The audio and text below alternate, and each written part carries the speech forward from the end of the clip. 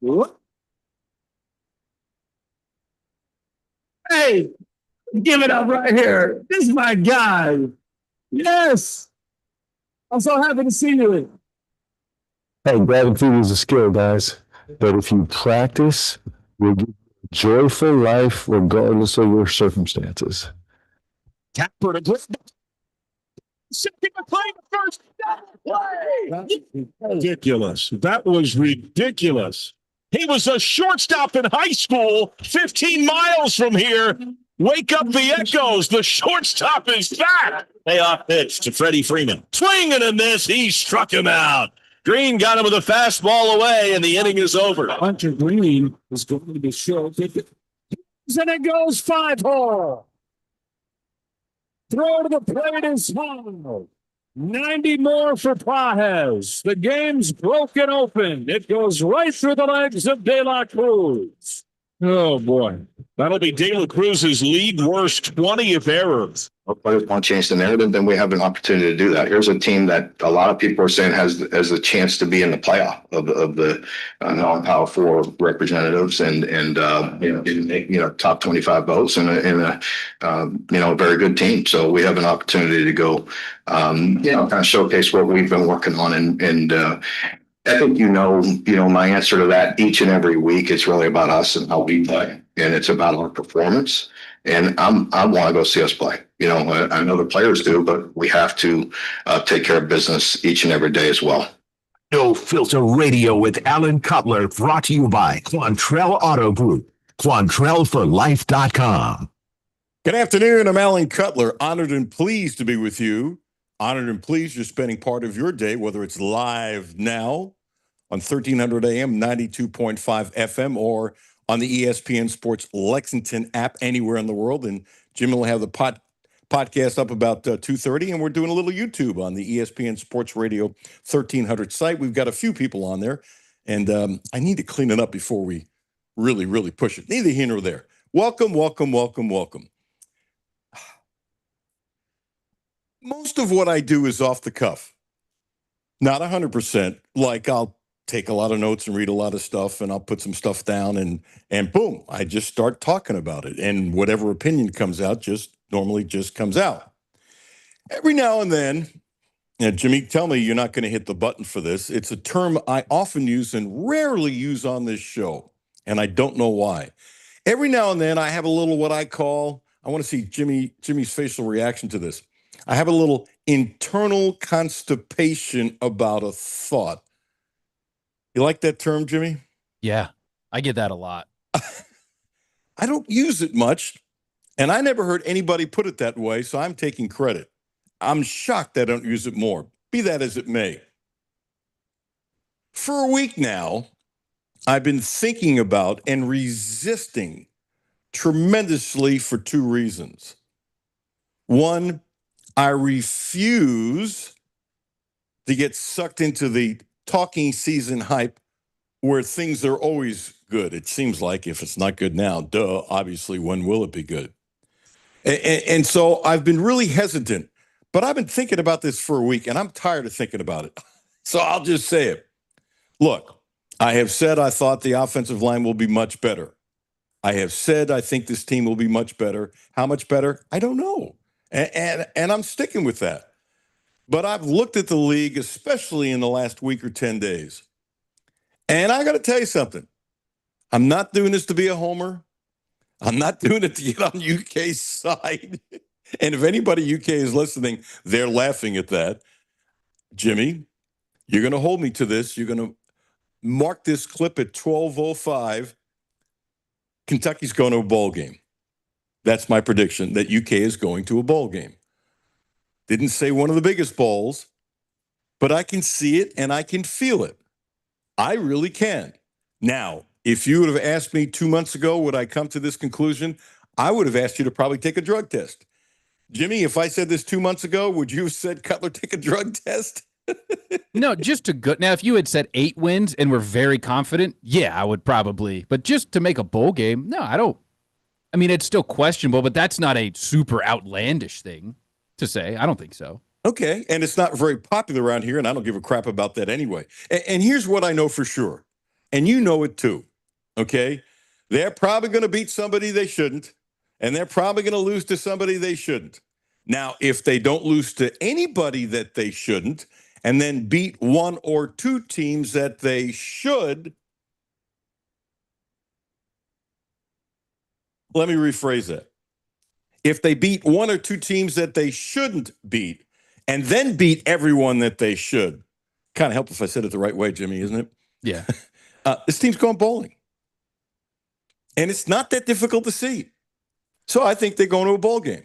Now, if they win 8 games, will I be surprised? Hell yeah. Am I going to be shocked? Nope. Nope. I'll be more shocked if they win 3 games than if they win 8. Seriously. They got an offensive line. I didn't say it was a big blue wall offensive line. I've been saying that forever. I'm saying I don't know. The Brunt kid is fascinating. He started over 30 games. He's been second team all SEC. Big Pete is next to him. I think the line's going to be better than people think. And I think they got 4 running backs. Okay? And I have no idea who the hell is going to step up as a wide receiver. I just don't. And that's okay. Here's my counsel for all Kentucky fans that have been disappointed in the past. This is human nature. This is not a shot at Kentucky fans. Please, please, please don't take it that way. It's just human nature. When you've had negativity and you're dealing with the unknown, which really is most seasons, some more than others, and you're dealing with the unknown, there's a feeling that it's going to be bad. Oh, my gosh. I think that's human nature all across the country. So I'm saying they're going to go to a bowl game. Period. Okay. Touch on the Reds and back to UK football. Reds lost last night to the Dodgers 7-0. And I'm not picking on Ellie, and it sounds like I'm picking on Ellie. And the call was one thing. The ball literally went right through his legs. Literally. He's not a shortstop. Gene Abel and I just disagree. Hal McCoy and I just agree totally. He's just not a shortstop. That's a ground ball that anybody who plays shortstop for Henry Clay High makes. Who's a good fielder, by the way? Anybody who plays for Scott County High makes. Who's a good fielder? I'm not saying they'd have to be the best fielders in the state, but a good fielding high school shortstop makes that play. And by the way, there's a caveat. Do major leaguers sometimes blow those plays? Sure. But at a certain point, enough is enough. It just is. And I tell you what I noticed. I think it was a Saturday night. Last couple times he's made errors, and I'm looking at the highlights, and they pan across the dugout. You could feel the deflation in the dugout. Sure, it's an error. And maybe I'm reading into it because that's kind of what I do. But there is a feeling, I believe, on that team that as much as they love Ellie, that as powerful as he is, they know he's not a shortstop. And when he makes another error like that, and that did bust the game open, and the Dodgers were already in control, and the way the pitching staff of the Dodgers was doing their thing, Reds probably wouldn't have won anyway, but that kind of iced the cake. It just blew the game open. Then you have Mookie Betts, who makes a great play at shortstop. Jimmy's got the clip, and we didn't play it. But you see what Betts does. It wasn't just a great play. It was a spectacular play. And I harp back to Barry Larkin, who said many times, the best thing Barry said about Barry Larkin as a shortstop, we're talking about a Hall of Famer, was he made the everyday play. He was like a vacuum cleaner. And maybe Ellie will continue to get better. Maybe. But enough is enough. It really is. Stick him in center field. Really. Stick him in center field. Have the guts to do it. I don't care what his agent wants. I could care less. I care even less about what the agent wants because he's not going to be in Cincinnati when he's a free agent. That's not 1,000 to 1. Actually, the odds are even higher than that. Don't care that it's the most powerful agent in baseball. Don't care if that agent will say, you don't do what I want, I won't help you get players. Reds are not buying his players anyway. Please.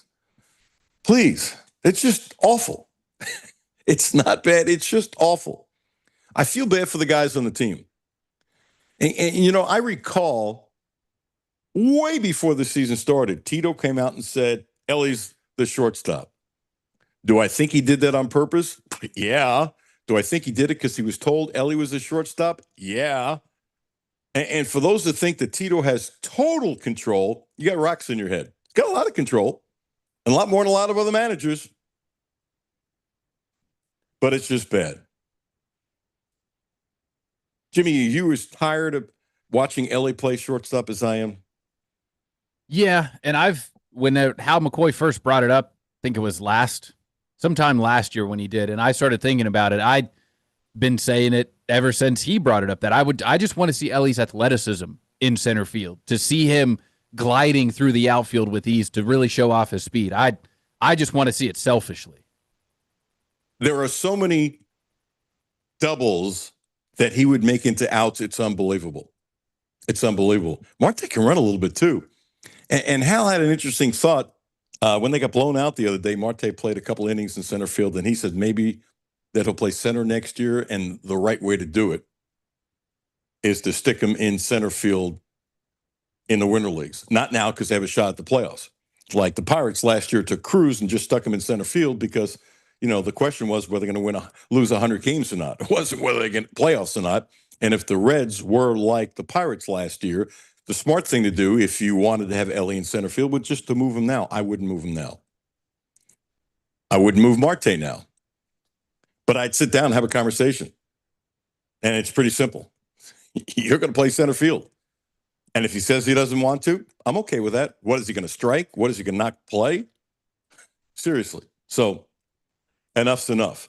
Jimmy, I'm going to do something a little out of touch here, but I have a reason for my crazy logic. Would you cue up Iowa State's first touchdown of the college football season against Kansas State?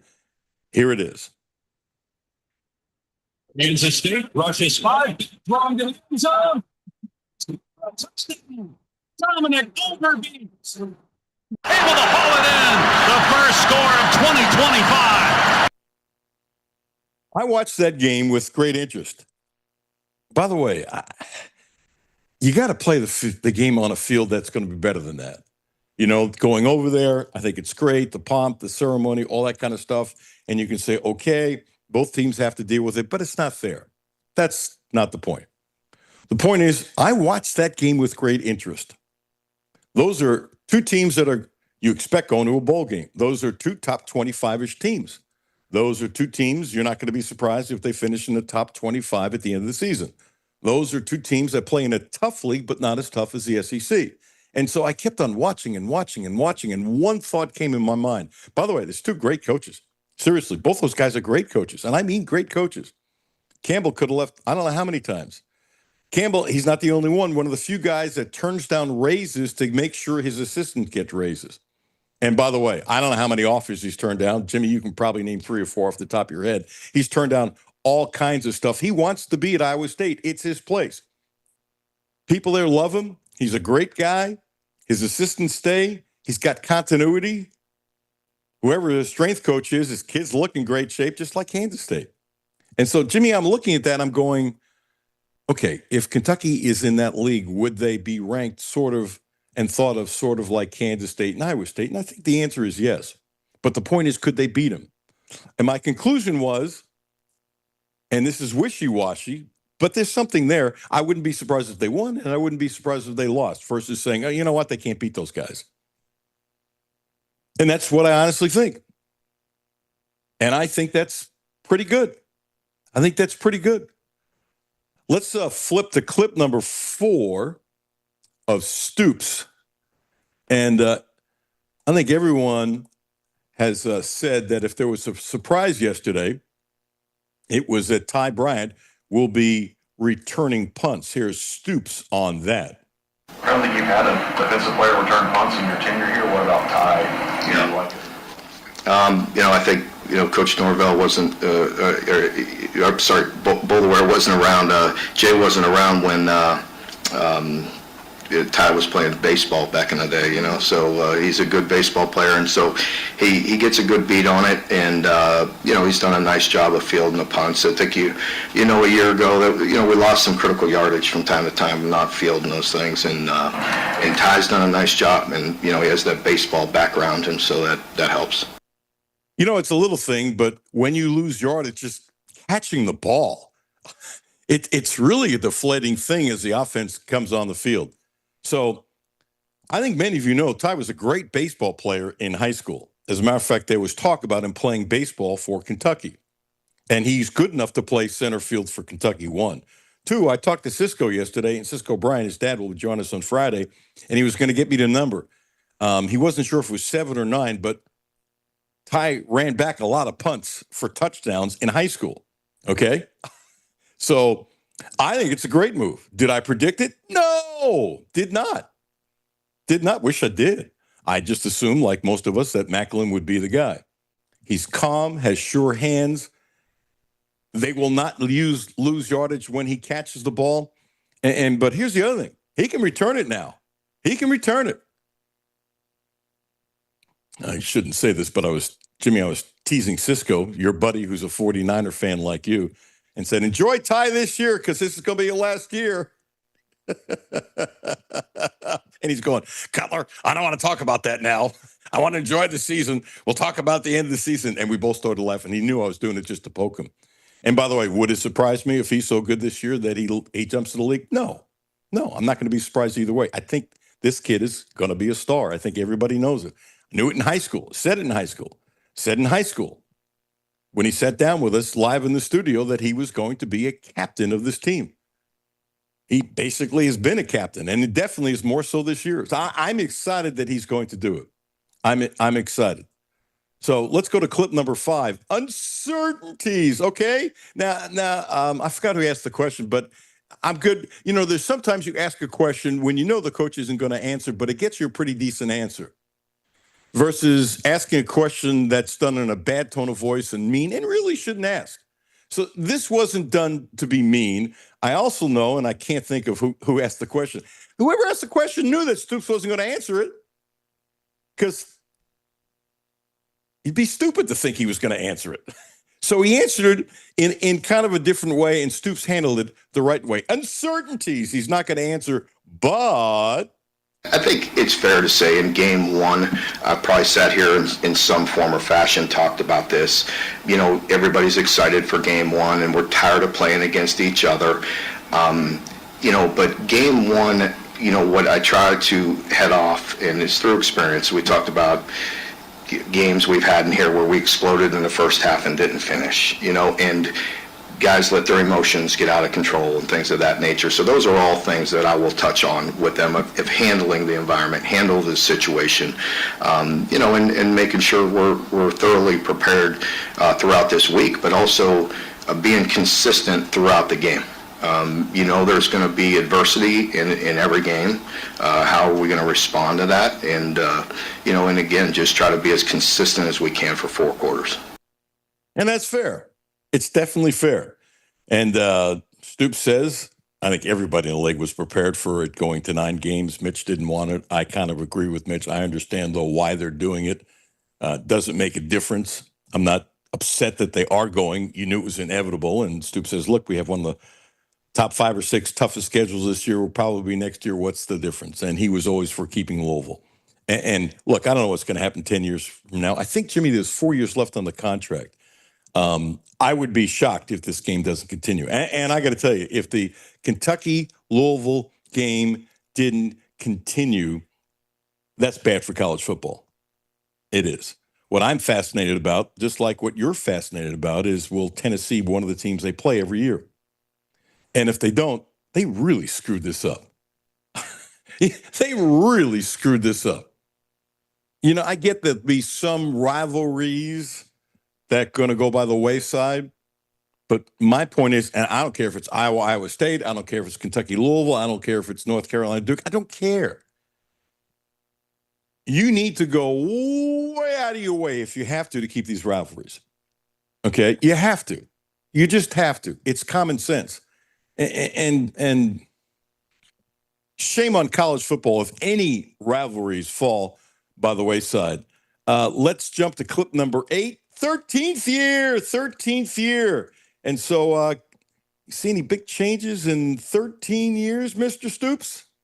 You try to, you know, not make the same mistake twice, you know, and so things that have happened in openers before, I really try to head off and make sure we're prepared. I feel like the staff, we've been very thorough going through camp. but you have to go play. And as I tell the team often, a lot of games come down to situational football, and there's no way we could replicate every situation that's going to come up with us.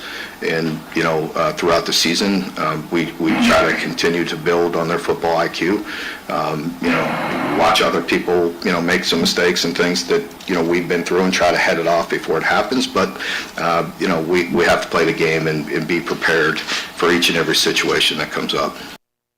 Makes sense. We'll go one more Stoops clips for now.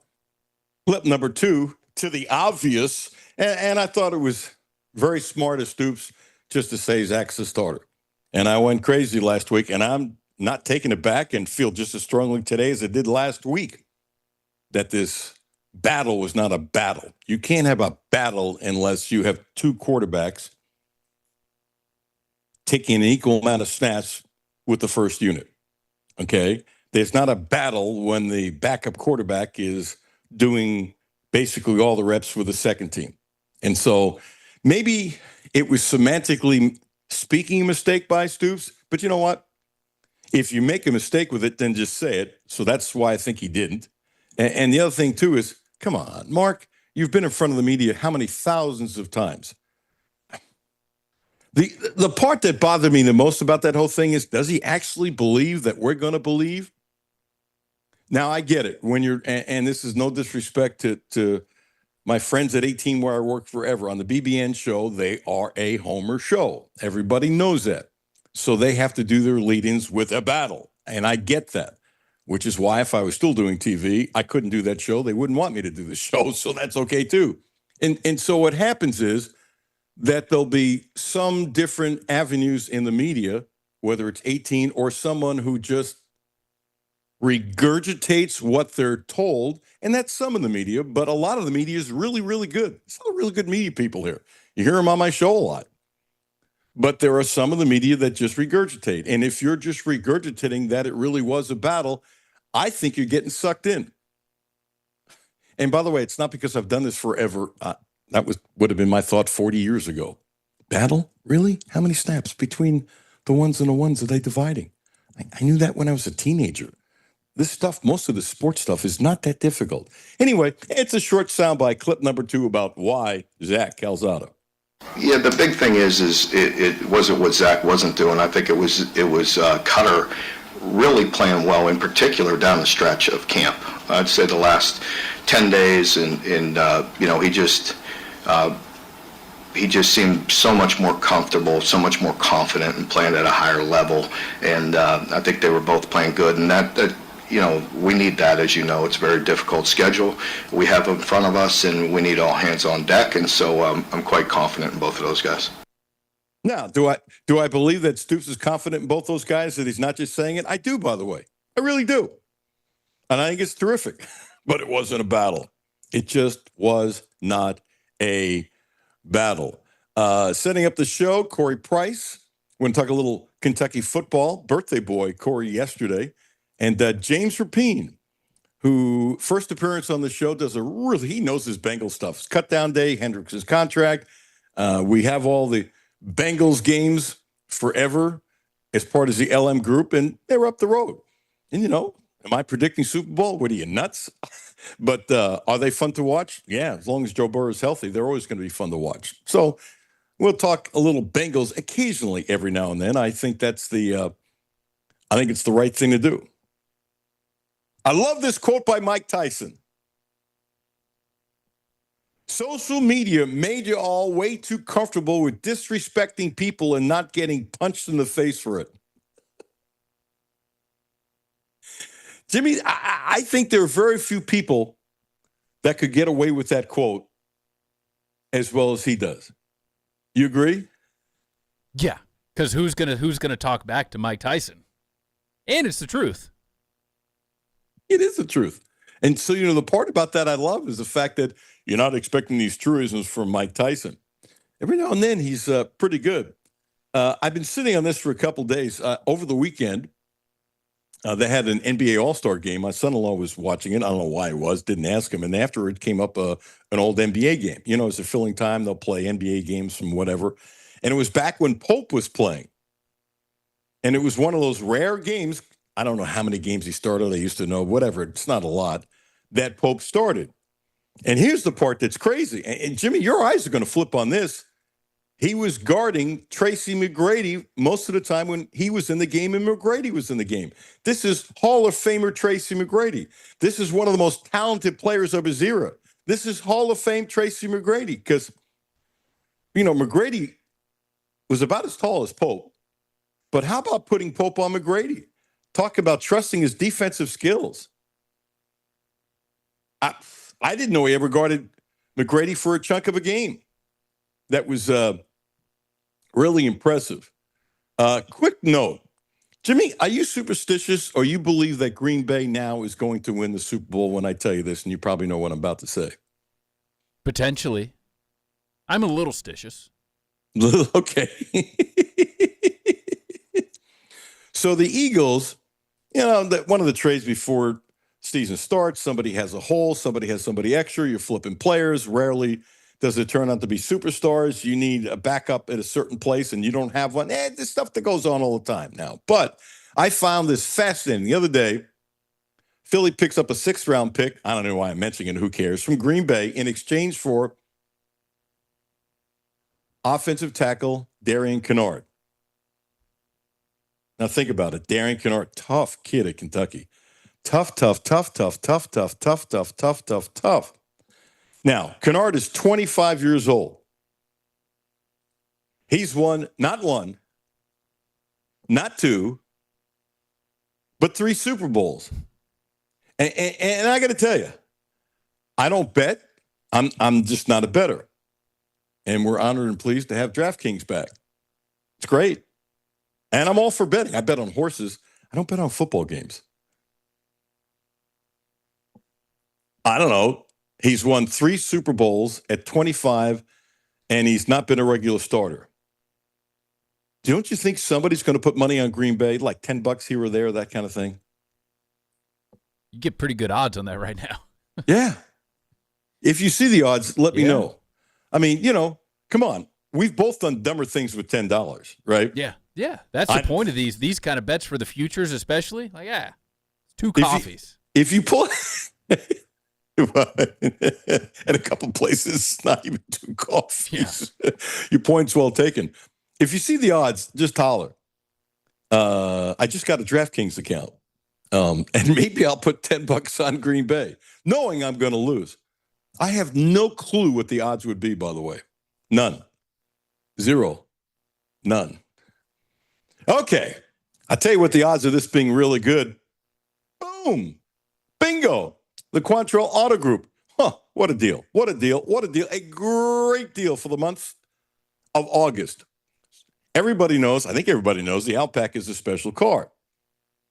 Look, if you're listening in Louisville, if you're listening in Cincinnati, if you're listening in Nashville, okay, and you're thinking about an Outback, why not come to Lexington? Because this is a great dealership. The Quantrell Auto Group. Here's the deal. 0% interest, 0% for 36 months. That's incredible. Oh, the O is for what Jimmy sent me. Let me finish this. I do react too quickly at everything, don't I? Even in the middle of a spot of a wonderful sponsor. 0% interest. Subaru for 36 months. A great deal by the Quantrell Auto Group. And if you want to spread it out to 72 months, 1.9% for 72 months. What a deal. 0% interest for 36, 1.9 for 72. And don't forget the Quantrell family of dealerships, the right place to get your next Subaru, and they promise to get you the best in sales, service, and no gimmicks. Plus, Jimmy just put up there, tell everybody the odds. What would happen if you put $10 on the Green Bay Packers to win the Super Bowl? And look, I love Love. Who doesn't love Love as a quarterback? And if he's totally healthy, I mean, he's already quasi-superstar, about to become big-time superstar. Some people think he is a superstar. He's an elite quarterback, depending on how you want to look at it. Now, suppose he has his best year this year and things fall into place.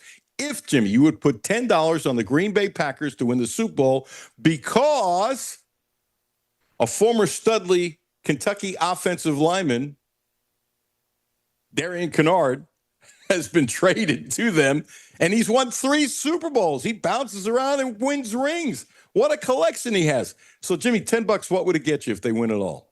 $180 plus $1,800 for the Packers to win it all. So what do you think of that bet?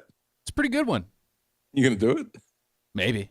And while I'm at it, I'm going to put a little bit on my Niners too, because I saw Niners are actually lower than the Packers to win the Super Bowl. You can't think the Niners can win the Super Bowl. I'm ready to hurt myself again. I know it's going to happen. I already know. At least you're honest about it. Not this year. They've done some things I don't like. You probably don't like either. Salary cap, age, and Lynch is a great general manager. Although Robinson, the running back they just picked up from Washington, trying to save money, that's a hell of a pickup. Yeah. That's a 6th-round draft choice for a guy who's a really good running back and good enough to start on a lot of teams and is obviously going to be the backup. You got him as a backup, and you only had to pay a 6th-round draft choice. Woo! And I'm thinking, why don't the Bengals do that? Seriously. Because I love Brown. I loved him when he was drafted, their first-string running back, and I'm not in love with their backup compared to Robinson. If I'm the Bengals, would I have given a 6th-round draft choice to get him? 2 seconds. Might have given a 5th. Seriously. The opportunities they miss. Corey Price, talking UK football. Coming up next. Corey is in the waiting room. All right, Corey. Alan Cutler, 1300 AM, 92.5 FM. No Filter Radio with Alan Cutler, brought to you by Quantrell Auto Group. QuantrellForLife.com. Hi, this is Alan Cutler. Have a no filter comment? Hit the text line, 859-381-1313. 859-381-1313. Hi, this is Alan Cutler. The Quantrell Auto Group has a great deal for this month. Subaru. The Outback is special, so check this out. 0%. That's right, 0% interest for 36 months. And if you want to spread it out to 72 months, 1.9%. What a deal. 0% interest for 36 months. Don't forget, the Quattro family of dealerships is the right place to get your next Subaru, and they promise you the best in sales, service, and no gimmicks. Houchins Insurance Group is proud to partner with Auto Owners Insurance, a company that provides opportunity for independent agents to make insurance simple for their clients, offering risk management services that range from a renter's policy for your college student to home and auto coverage for your entire family. Houchins Insurance Group assures you that nobody works harder to keep you protected from life's uncertainties. Reach out to AJ Boss or Zach Bennett at 859-263-2771 to see if Auto Owners Insurance makes sense for you. Hi, this is Patrick DiGiacomo, and this is why I would recommend Republic Bank. So, when the bank manager brought me over just to show me how their ITM works, he hit this button where an actual live person came on the screen, and she was so kind and helpful, and it just made me feel like, wow, I'm not dealing with just a machine, I'm dealing with somebody that's actually paying attention to what I'm doing, and it made me feel really good. And that's how Republic Bank helps their customers go from living to thriving. Learn more at republicbank.com. Member FDIC. It's summertime, and that means it's time to hit the road. Whether you're heading across town or across the state, going on a picnic, to a baseball game, or driving to the lake, stop by, fill up, and stock up at Clark's Pump and Shop, your road trip headquarters. Clark's Pump and Shop has everything you need to get you to your summertime destination, including assorted Jolly Rancher or Twizzler peg bags, 2 for $5, and Jack Link's 2-ounce steak strip or extra large beef and cheese, 2 for $6. Clark's Pump and Shop, return, refresh, refuel. Back to No Filter Radio with Alan Cutler. Podcasts on Apple, Spotify, and Google, Monday through Friday.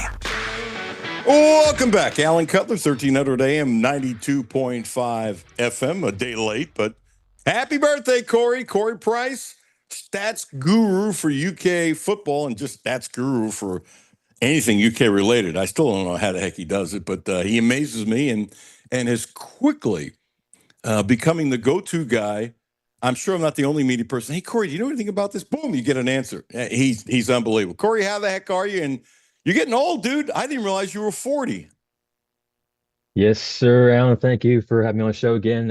It definitely hit different yesterday. Turned 40 for sure. Oh, come on. How did it hit you? I got T-shirts as old as you. Stop it.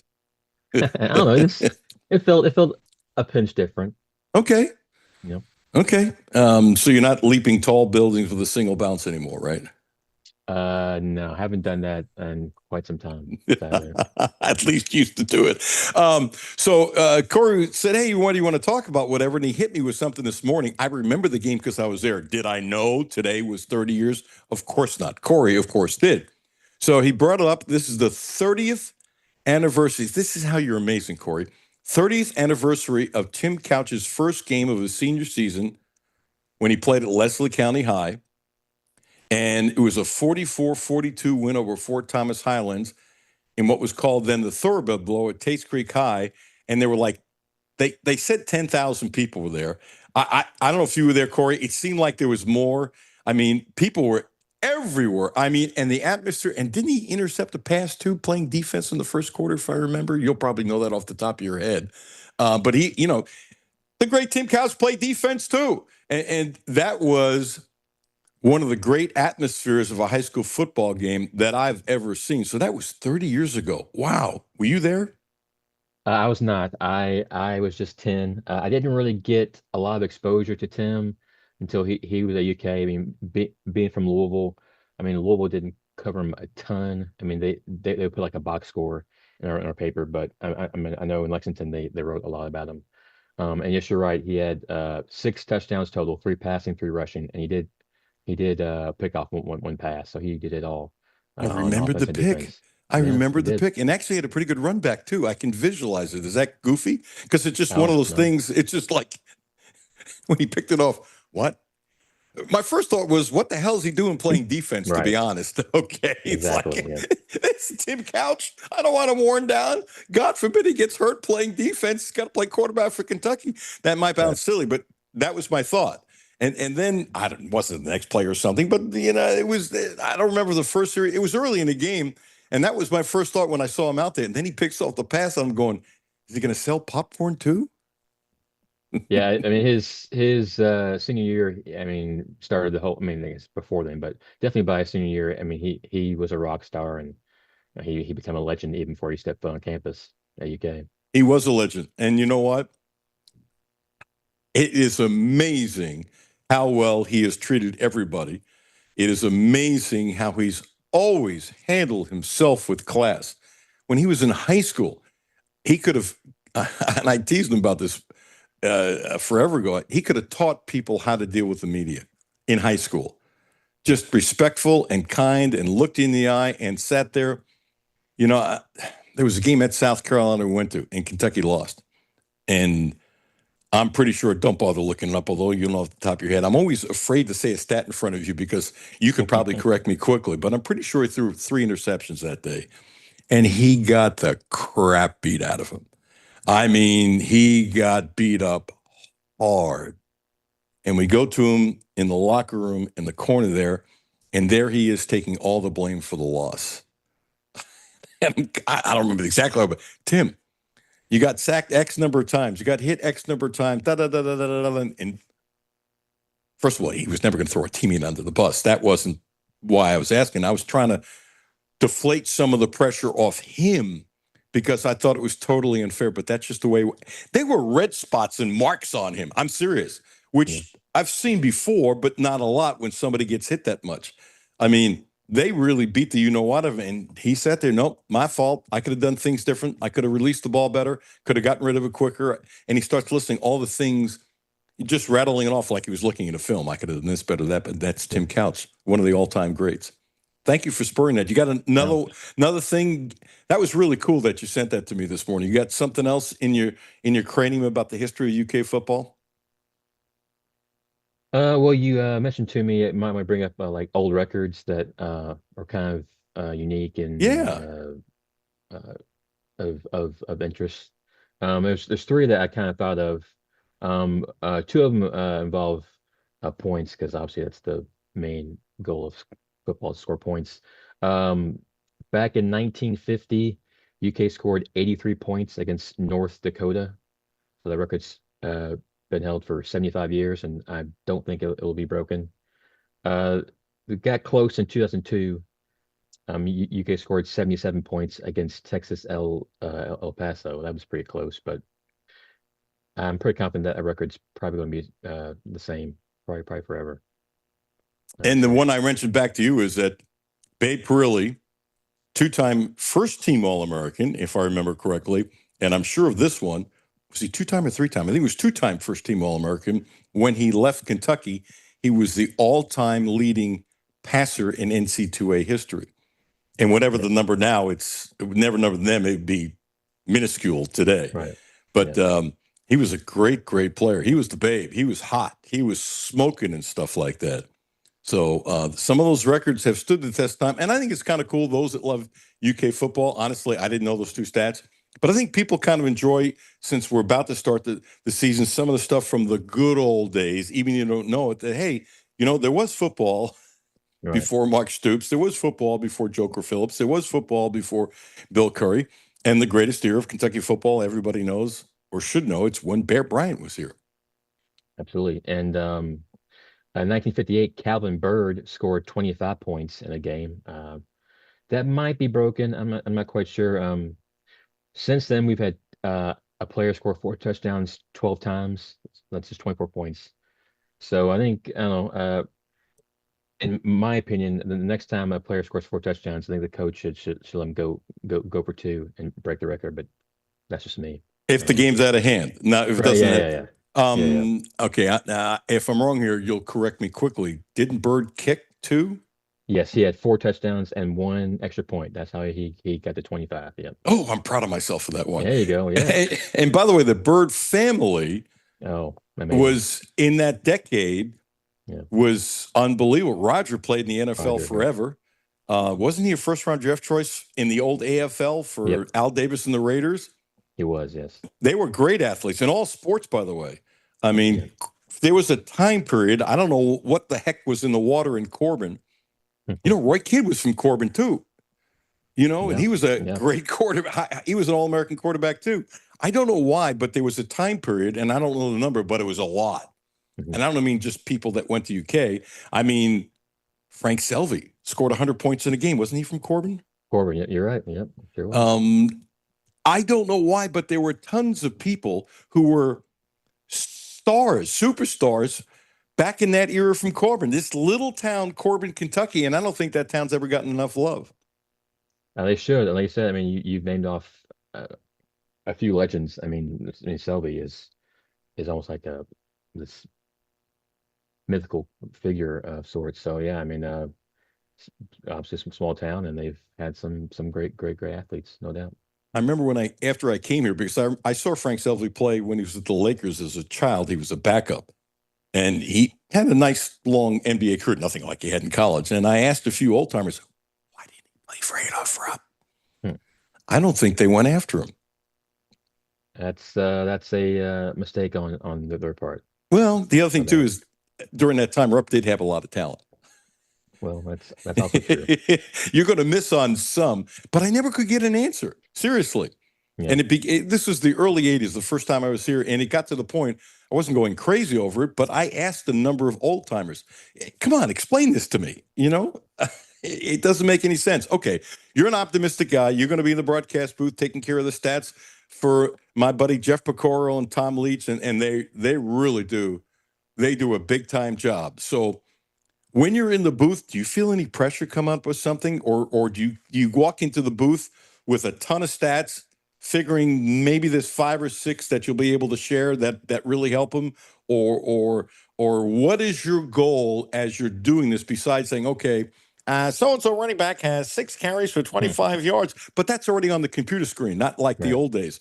So what do you do to make Tom Leach and Jeff Pecoro love you? That's a great question. I'm not really proactive when it comes to the stats. I give them. I always react. It just, you got to go with the flow of the game, and if I feel like an individual player or even the team might be like approaching a record or a stat that I think is worthy of being mentioned on air, I'll keep track of it. And when it happens, or when the record is broken, or if they're getting close, I'll mention it to Tom, and I'll pass a note to him, and then obviously it's up to Tom whether he wants to say it on air or not. Luckily, he mentions most, if not all, of the notes I passed to him. So, I mean, that's nice. Oh, I'd be shocked if he wouldn't pass them on. Okay, you're a positive guy. You're one of those guys, if we rip your heart open, it's going to come out blue. I started today by talking about, I sat on this for about a week before I would say it, wanted to see if I changed my mind. And as I said in my monologue, most of what I do is I do all this homework. I got all these notes and stuff like that. And then I take what the story is and I just react. It's just boom, off the cuff. This was different. I don't like this. I've had a lot of what I call internal constipation thinking of Kentucky season.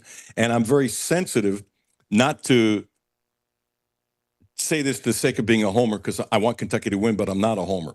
I try to at least be honest with my opinions, not to say, okay, and they're going to do this or whatever. I think they're going to a bowl game. That's what I said today. I don't see why not. I think the line will be much better. Will it be the big blue wall? Certainly not going to predict that, but they are going to be much better. I mean, they got a lot of guys they brought in the line that are really good players. They have to be much better. I mean, the Braun kid, he started over 30 games. I now see a listing where he's 340. He's graduated college, working on his master's degree. He's been second team All-SEC. And I've been saying this for a couple of months. He's not getting enough pop. Big Pete is finally getting pop. Point is this. I think they can go to a bowl game. I think they got 4 running backs. I have no clue who's going to catch the ball. You can tell me you got 8 guys, and that's nice. I have somebody you would think 1 or 2 will step forward. Not going to predict who that'll be because you can make a case for 4 or 5 guys. The point is, give your take, because I know you're positive, as to why you think this can be a good season. And then, Corey, I want to ask you, fear is a bad word, but what concerns you that it might not be a good year, and do you think they're going to a bowl game? There's two groups that I'm optimistic about, one on each side of the ball. You actually mentioned that the running backs, our leading rusher last year, Wilcox, I think some people think is 4th on the depth chart, which I think tells you how good the 3 in front of him are. The 2 transfers that came in this year, Dowdell and McGowan, they combined for 1,400 rushing yards and 15 rushing touchdowns last year.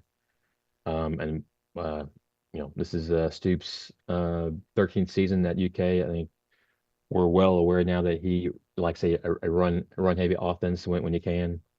I think this is probably the deepest group of backs we've had probably since 2019, when C-Rod and Rose and Smoke each ran for over 500 yards. So I'm pretty optimistic about that on offense. On defense, the DBs, they have the most return experience at UK of any group on the team this year. You got Ty Bryant, J.Q. Hardaway, Jordan Lovett, DJ Waller. They have combined 8 years of playing experience at UK. So I expect them to be the anchor of the defense. All summer I've predicted 5-7, but that's not to say that, they can always steal a game in conference play. Like, look at last year, they traveled to Oxford and beat a top 10 team on the road. So my heart says 5 or my head says 5-7, but you can Auburn, Tennessee, I think could be beaten this year. Even Florida. We've had their number the last 6 years. So I don't think it's a difficult path to find 6 wins. I just think they would have to, I guess, quote, steal one to get to 6 wins, in my opinion. Well, stealing one is all part of it. Right. Yeah. We've seen this a million times. How many times we've seen Kentucky lose to somebody they're supposed to beat and then beat somebody like an Ole Miss that you would say, they're not going to beat Ole Miss. So the truth is, we don't know. And I know one thing. You know what I know? I don't know. It's true. Yep. Anything else stick out about UK football? You brought up the O-line. It's going to be crucial. Zach has to stay upright on his feet. We last 13 years we've been good when we can run the ball. We brought in four transfers. 3 are going to start, and then we have a good backup for Jagger Bird at center. I know Jagger's had some trouble with some snaps So I'm not too. I mean, even if we have to go to the backup at center, we've got a great guy that played at Western, started a lot of games. So I think the O line will be vastly improved. Well, and if they are, and like Dowdle is really good at 3rd and 1, 3rd and 2, which was a huge weakness, as everybody knows, last year. And McCowan, he's determined to get paid for playing football. I think Dowdle is too. And, if Wilcox, who showed some flashes last year, he apparently is more serious. He's obviously lifted weights. He's gotten stronger. And if he's your number 4, I think that's pretty good. Like I said, this is their probably their deepest group of backs in probably 6 years, I'd say. Get nervous before a game? You get nervous the night before? When it's an opponent that I truly care about, like I mean, me being from Louisville, the game against Louisville is always the most nerve-wracking for me because it kind of dictates how I feel for the next year, pretty much.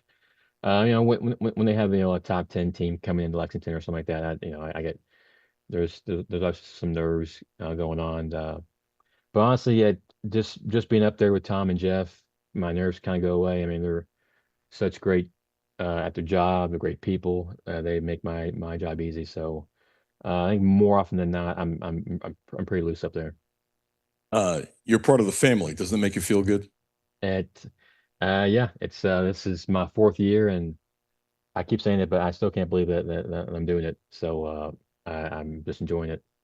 Corey, you earned it. It's a pretty simple deal. Hey, man, I appreciate your time. Hopefully you'll join us later in the season. Just talk a little football, and I hope you're wrong. But me too. Me too, believe me. No. Hey, man, I appreciate you. And really, you're amazing. And good for you coming up with that 30 years ago. I remember where I was standing. Seriously. I remember exactly where I was standing when Couch, as a DB, intercepted the ball. By the way, what a great break on the ball. And I've talked to Tim about this. You know what? There's two things that really disappoint me between UK football and basketball in particular, that we never got to see Couch play basketball. He averaged 36 points a game, and he could shoot. And let me tell you what, he'd have put the ball in the hole. And I get his career, he probably shouldn't have, although I don't necessarily buy that. That's me. And Dennis Johnson was going to play basketball. And Dennis would have been, if he got enough minutes, which he might not have gotten, he would have been the leading rebounder on the team. I think Derek Smith could probably play the basketball too at UK. Yes, probably. That was the next person out of my mouth. Absolutely. You know what? Of every person that's come through here, and this is, I'm not trying to be negative. Sometimes people, as you know, peak in high school. I think he just peaked in high school. But when I saw him in high school, I'm going NFL. Right. And there's no negative aspersions. There are some kids that just, he was so much more powerful than everybody else in high school. And then all of a sudden you're playing against guys in Tennessee or something. He had a nice career, but I thought he'd be an NFL player. And you know what? It'd been nice to see him play basketball too. He had a really nice touch around the basket, soft hands. To bring it full circle, I don't think they played, but Jerry Lorenzen and Derek Smith were both freshmen at Highlands when Couch was a senior at Leslie County. So I don't know if they played in that game, but they were. I would assume they probably dressed at least. I don't think they played. Yeah. What I do remember is watching Jared and Smith in the Sweet 16, and this is before Jared picked up weight. He was just a big man. He wasn't fat. People always say, well, he was fat. Well, no, I'll defend. I'm sitting there courtside. My respect for him that day was off the charts because he was a role player and accepted his role, sprinted down the court harder than anybody else on his team. Shockingly, was a really good passer, was a garbage man. You think of one of the great high school quarterbacks ever in Kentucky, was a garbage man, a rebounder, a defender, did all the dirty work and set Smith up like crazy. And I remember not that anybody would be shocked by this, but he threw a length of the court pass that was like this. Right, yeah. But he did the dirty work and was happy to do the dirty work, happy to do it for his teammates. Nobody twisted his arm. Nobody on the court hustled as hard as he did. And he made everybody hustle even harder just because of the way he played. And watching him that day, my respect for him from that moment on, first of all, it was good to begin with, but was absolutely off the charts that a guy who was a stud would say, okay, my role is to be this, and I'm going to play my role perfectly. I never forgot that. It's a great lesson for young people who might be good at one thing and say, okay, I don't really fit this, so I'll do this. Play hard and see what you're doing. Plus, he was a really smart basketball player, too. Doesn't surprise you. Ever see him play? It's before your time. Yeah, that's one thing I wish I'd seen, like Couch and Lorenzen and Smith play in high school. I was 10 I was 10 when Couch was a senior, so I just didn't get that chance. I'm ashamed to tell you, I never watched Couch play basketball live. Oh wow. We had him on, Leslie County. It's a long drive away. You're doing a Friday night show. You can't go up there. No excuses. No excuses. Right. No excuses. No excuses. We didn't get a lot of tape from about him. And we went up a few times, but not very often. I don't want to build it up something it's not, but I always wanted to sit and just watch a hook. But there was never, you couldn't take a Friday night off and go watch a game, and you couldn't go up to Leslie County and get back and do the show, and you had to put the show together. No excuses. I just never did it. Yep. I should have found a Saturday or something to do it. Never did, and I regret doing it because I would have loved to see him play a little basketball. I would have been through the roof seeing him play because he scored, I think, 3,000 points in basketball. So I mean, he could do it all. When's the last time anybody scored 36 points a game in the state of Kentucky? What? I asked you a question you don't know off the top of your head. I'm sorry. I wasn't trying to embarrass you. I really wasn't. Probably Dante Allen when he was at Pendleton County. I think he averaged like 40 a game, I believe. It was some crazy number. I think you just nailed it. You're unbelievable. Yeah. And you didn't have time to look it up, did you? No, I didn't. But it's fine. You're great. God bless you, Corey. Thank you, Alan. Hey, I appreciate you tremendously. Keep doing what you're doing. And not only are you great at what you do, one of the things that I like a lot about you, you respect what you've accomplished, where you are, and you're like a little kid in a candy store. So my hope is you're doing this 20 years from now. And please, trust me on this, don't lose that feeling. The fact that you have that feeling of doing what you're doing and how special it is for you, I think it's really, really cool. Thanks, man. Thank you, Alan. Appreciate it. See you at the game. Corey Price, the one, the only Corey Price. Really good stuff. He's 40. That makes me feel old.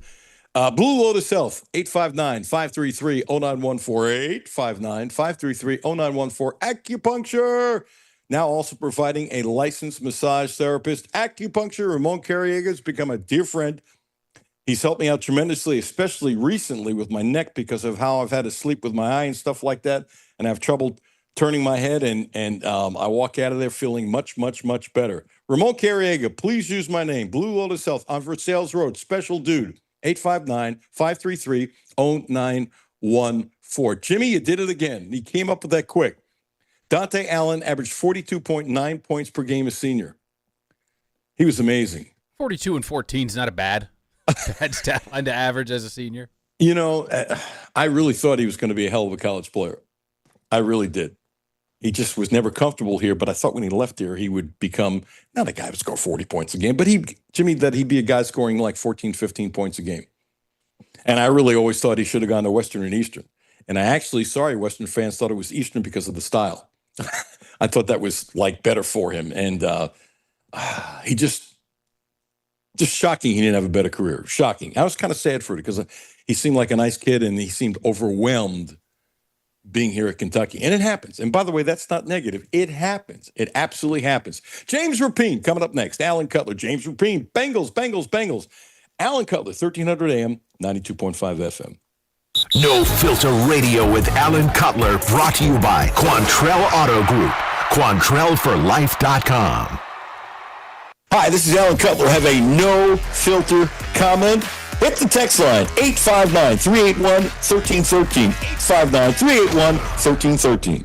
It's summertime, and that means it's time to hit the road. Whether you're heading across town or across the state, going on a picnic, to a baseball game, or driving to the lake, stop by, fill up, and stock up at Clark's Pump and Shop, your road trip headquarters. Clark's Pump and Shop has everything you need to get you to your summertime destination, including assorted Milky Way, Snickers, or Twix share-size candy bars, 2 for $4, and Combo's 5-ounce bags, 2 for $5. Clark's Pump and Shop. Return, refresh, refuel. Hi, this is Alan Cutler. The Quantrill Auto Group has a great deal for this month. Subaru. The Outback is special, so check this out. 0%. That's right, 0% interest for 36 months. And if you want to spread it out to 72 months, 1.9%. What a deal. 0% interest for 36 months. Don't forget, the Quattro family of dealerships is the right place to get your next Subaru, and they promise you the best in sales, service, and no gimmicks. Hi, this is Patrick DiGiacomo, and this is why I would recommend Republic Bank. So, when the bank manager brought me over just to show me how their ITM works, he hit this button where an actual live person came on the screen, and she was so kind and helpful, and it just made me feel like, wow, I'm not dealing with just a machine, I'm dealing with somebody that's actually paying attention to what I'm doing, and it made me feel really good. And that's how Republic Bank helps their customers go from living to thriving. Learn more at republicbank.com. Member FDIC.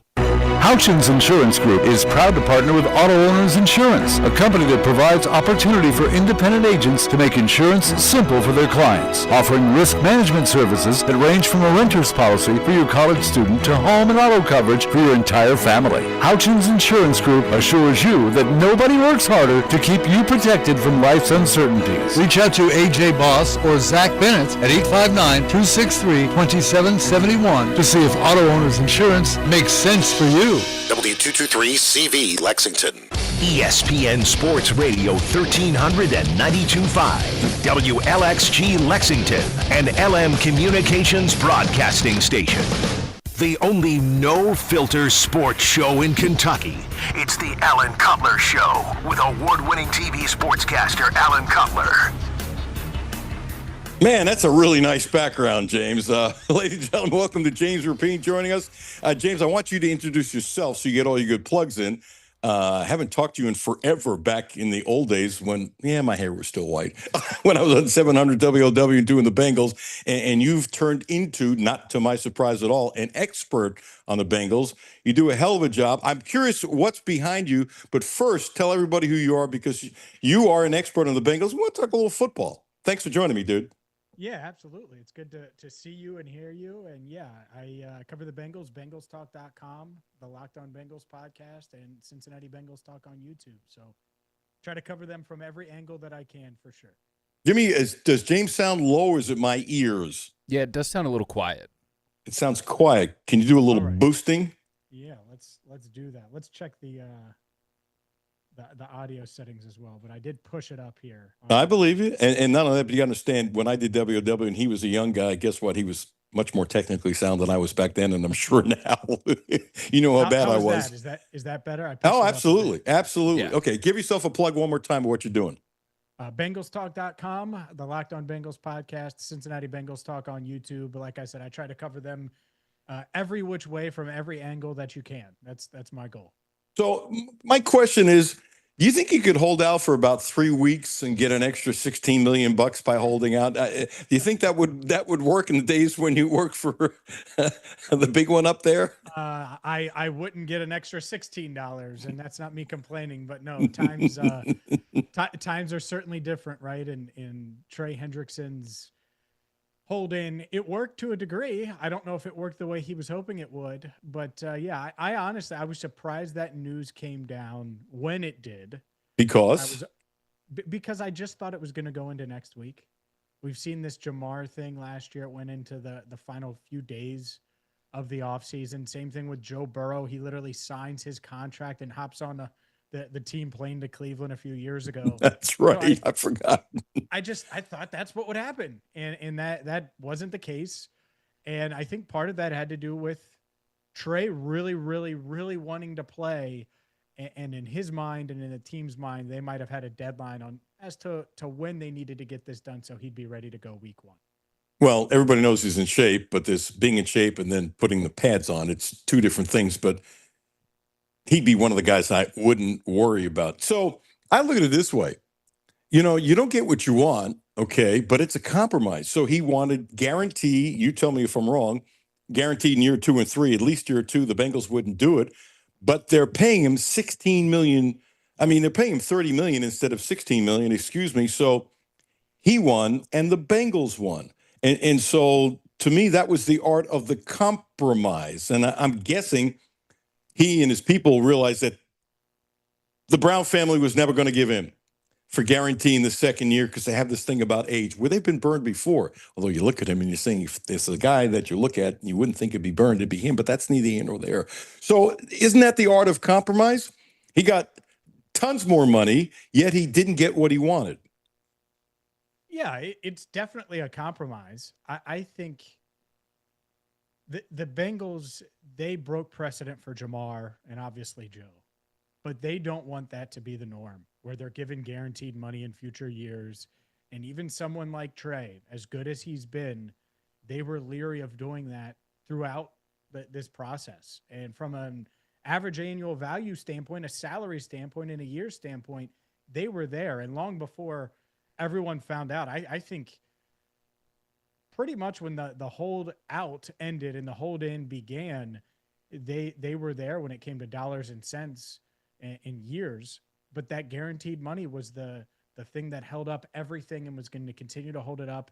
And I think the Bengals thought that Trey would accept a similar structure that he's accepted in the past.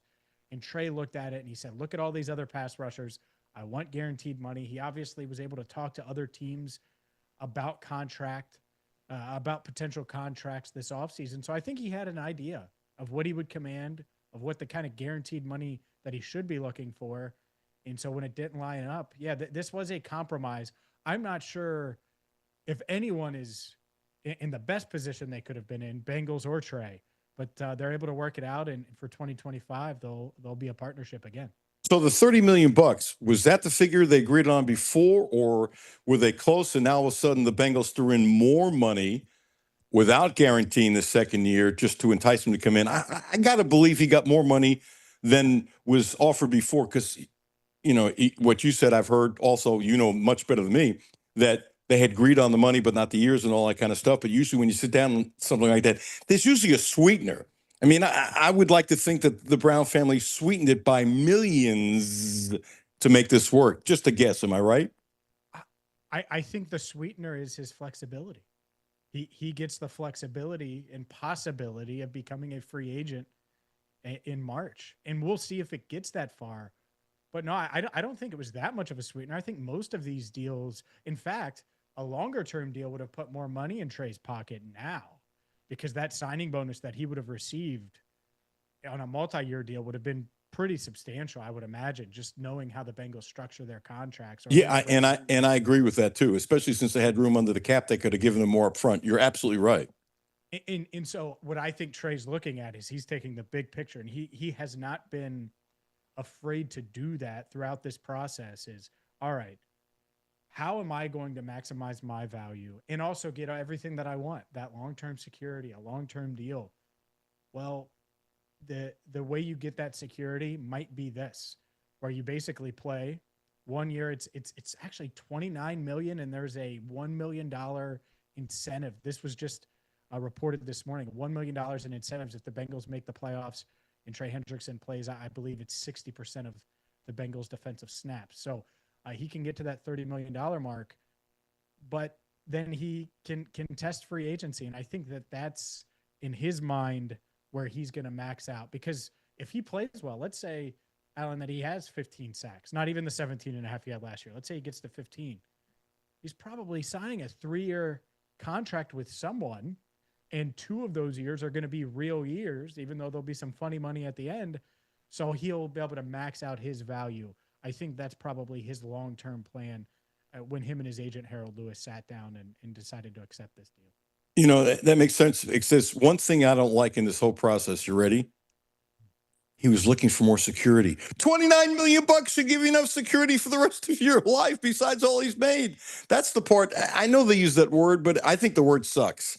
I mean, if you got $29 million this year, besides, the tens of millions of dollars he's earned, you probably know off the top of your head how much he's made. He should have enough security for his great grandkids. I just don't like that term. I think it rubs not horribly on me, but to the average person out there who, is putting their dollars together to go to the Bengals games and stuff like that. And to some people, as you know, they're not cheap. It's expensive. Some people can afford it easily, some not. You're saying security.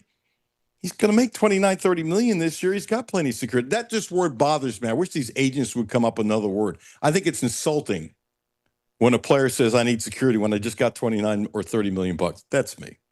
Sure. Well, I get it. And he's talking obviously the guaranteed dollars and peace of mind and everything that comes with it. Well, there really isn't peace of mind in a lot of industries, including life in the NFL, unless you're a select few. And as long as he plays well this year, guess what? He's going to get a huge contract from somewhere, from someone.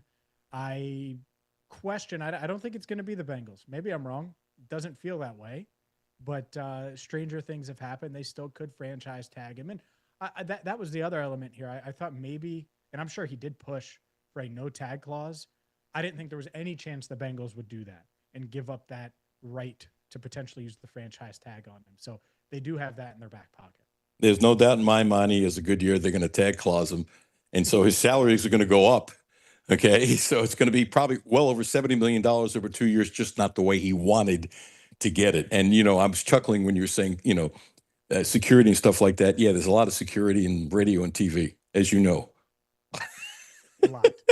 Exactly. I definitely thought of that as I was discussing it. Yeah, there is none. And it's a great job, right? Life in the NFL is great. Life in media is great. But yeah, there's the downside as well. You don't know what's coming around the corner. Absolutely. So let me throw a couple really quick things at you. I've seen this a couple places, but you can answer this tons better than I can. I first popped up, I think I was listening to 1530. It was in the car, and somebody who was deemed a Bengal expert, I don't remember who, said that the Bengals have a problem at right guard. And I start yelling at the radio. I'm going, I'm sorry, you have Joe Burrow, okay? Unless 4 guys got hurt, exaggeration. I don't want to hear about a problem on right guard. The most important thing you have to do is protect the franchise. Protect the franchise. Do they have a problem at right guard? And if they have a problem at right guard, are they nuts? Are they really nuts? God forbid a defensive end rips his Burrow's knee. Look, I was in the broadcast booth when Palmer got his knee ripped, and that was the year we all thought they had a great shot of winning the Super Bowl. And do they have a right guard problem, or is this exaggerated by 2 different reports I've seen? No, I definitely think they have a problem there. And part of it is you lose Cordell Volson, a proven guy as a backup at both guard spots. And I think that's what he was going to serve this year. Lucas Patrick is, at best, at this stage of his career, an average starting guard. And I think most would say slightly below average. And so if you're starting there at baseline, well, we've seen what happens. Injuries happen. And when injuries happen, guess what? It's you're going to the next guy and the backup, and then the backup's backup. And so if you're starting below average, that's not where you want to start in the Joe Burrow era. And that's what's been frustrating. I think that's the biggest whiff, far more than all the Trey Hendrickson back and forth and everything that was involved in that. I get it. It can be complicated when markets shift on star defensive ends. But the market hasn't shifted on guard. And they could have gone after a guy that you know very well in Kevin Zeitler, who was available earlier this offseason and signed a 1-year deal with the Tennessee Titans, who have no chance of doing anything this year. Like, at best, they contend for the playoffs as a best-case scenario. And so you could have gotten a proven guy, even though it was a weak free agent guard class, you could have gotten a proven guy in free agency. Didn't want Kevin Zeitler, didn't want someone like that. Well, in the draft, they could have went that route. And they did in round 3 with Dylan Fairchild, and so far so good, but he's still a rookie. There's still questions there, but they didn't address right guard early in the draft with someone that would be plug and play. And I thought if they weren't going to do it in free agency, they'd do it in the draft. They didn't. And so now they have Lucas Patrick, Jalen Rivers, and who knows what they do this week. But I definitely think they need to make a move at right guard. 2 more. When I started, back when Dick LeBeau was coaching, that's when I started the Bengals radio network. The Bengals, deservedly so, got ripped for being so cheap that until Marvin Lewis came in, and you know this, they didn't have towels to wrap around the bellies of the linemen. They just had towels for normal people. So many things that they were so cheap about, and Marvin Lewis changed it.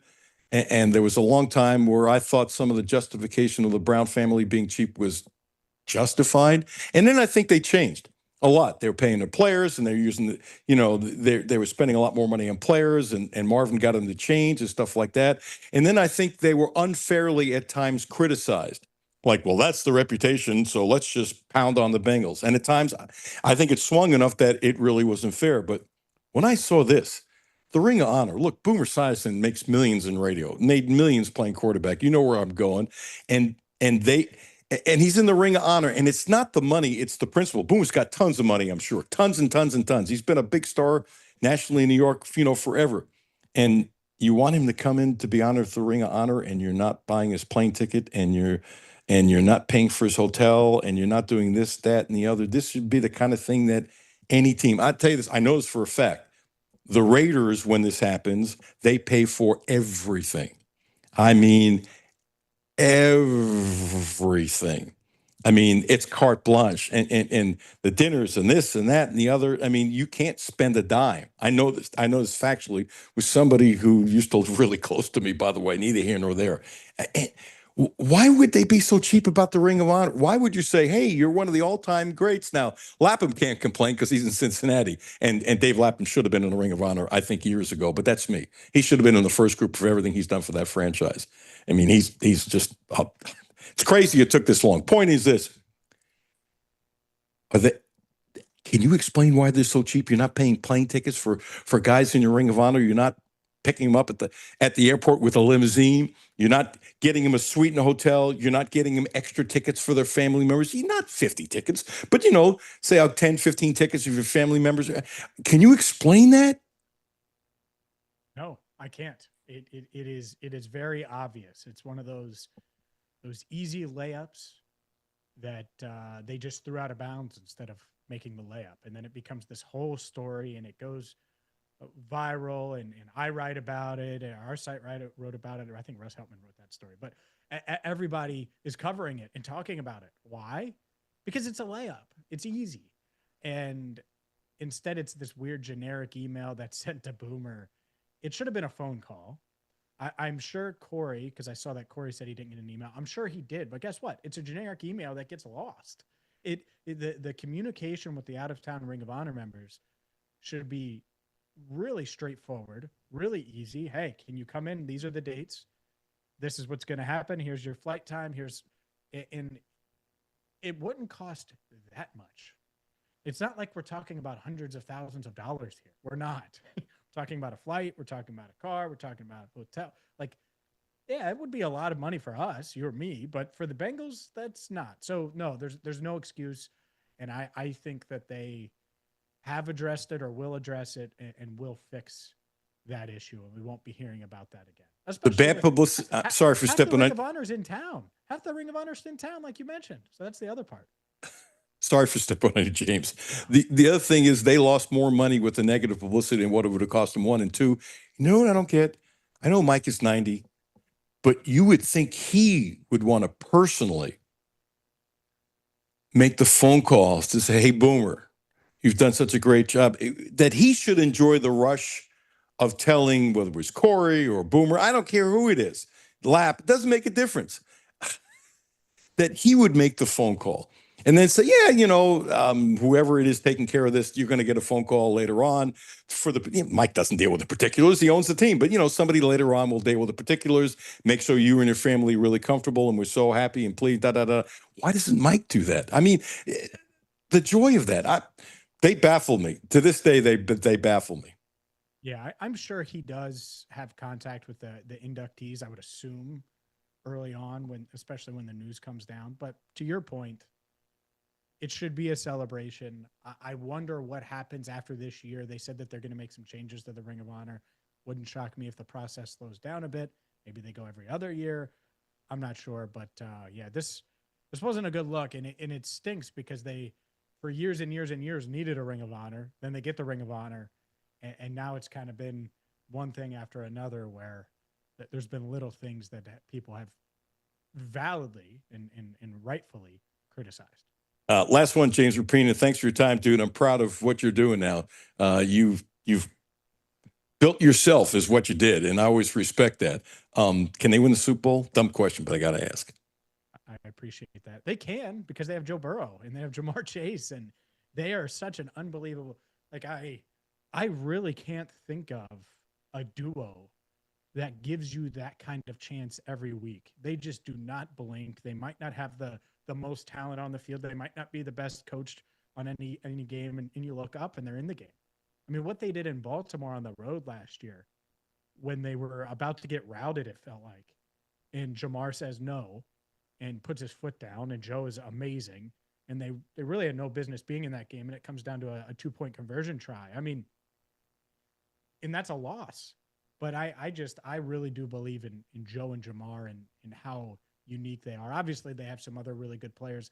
Are things going to have to go their way? Absolutely. I mean, because there's also some deficiencies that they better address over the next few days, whether it is that offensive line depth. And I think they're going to look at that. Defensive tackle is certainly a question mark. We'll see how this defense looks now that Trey Hendrickson's back in the fold. But they're going to need some things to go their way. But am I going to dismiss a Joe Burrow, Jamar Chase-led team? Nope, certainly not in August. I'm not going to do it. Gotcha. Hey, maybe halfway through the season or something, if you'll grace us with 15 minutes again, tell everybody how to reach you again, because, folks, if you like the Bengals and all the games are on our classic rock station, James, give yourself a good plug. And, dude, it's nice talking to you. Yeah, thanks for having me. I would come on anytime. BengalsTalk.com, the Locked On Bengals podcast, and Cincinnati Bengals Talk on YouTube. Thanks, man. Have a great day. Good luck. Thanks. See you, man. See ya. Jimmy, he's a really, he was a young guy when I was up there. You knew he was going to make something of himself. He was a grinder, worked really hard. He kind of pushed his way in because he was just that good. He was that good, and he's carved out something. Everybody likes James. Works hard, clean, honest, knows his stuff. It's just nice seeing him. You know, he was kind of like in the background, but he's still really young. I think he's way younger than you, and you're young. He's like on Twitter, if I need anything Bengals, he's the guy I've been going to for the last, I think, 2-3 off seasons. Yeah. And the podcast that they have, the Locked On Bengals, it's incredible. It's really good. Very, very good. Yeah. He and Trags are the two people that I check out. Trags has done the show too. They're both really good. I tell you, it's really good. Terry Page, a great licensed massage therapist. Go to Natural Healing and Pain Relief.com. That's Natural Healing and Pain Relief.com. And she'll give you a free 15-minute appointment. You can talk to her. You get an appointment. Hey, what's your problem? What she can do to help you? It's not just soft massages. She works on issues and problems and people in pain. And she's eliminated pain from so many people over the last 25 years plus. She's been spectacular for me. And through the end of the month, book an appointment and get $5 off. Schedule your next 2 appointments before you leave, and it's $10 off those 2 following appointments in succession. 859-373-0578. 859-373-0578. Alan Cutler, 1300 AM, 92.5 FM. No Filter Radio with Alan Cutler, brought to you by Quantrell Auto Group. QuantrellForLife.com. Hi, this is Alan Cutler. Have a no-filter comment? Hit the text line, 859-381-1313. 859-381-1313. Houchins Insurance Group is proud to partner with Auto Owners Insurance, a company that provides opportunity for independent agents to make insurance simple for their clients, offering risk management services that range from a renter's policy for your college student to home and auto coverage for your entire family. Houchins Insurance Group assures you that nobody works harder to keep you protected from life's uncertainties. Reach out to AJ Boss or Zach Bennett at 859-263-2771 to see if Auto Owners Insurance makes sense for you. Hi, this is Alan Cutler. The Quantrell Auto Group has a great deal for this month. Subaru. The Outback is special, so check this out. 0%. That's right, 0% interest for 36 months.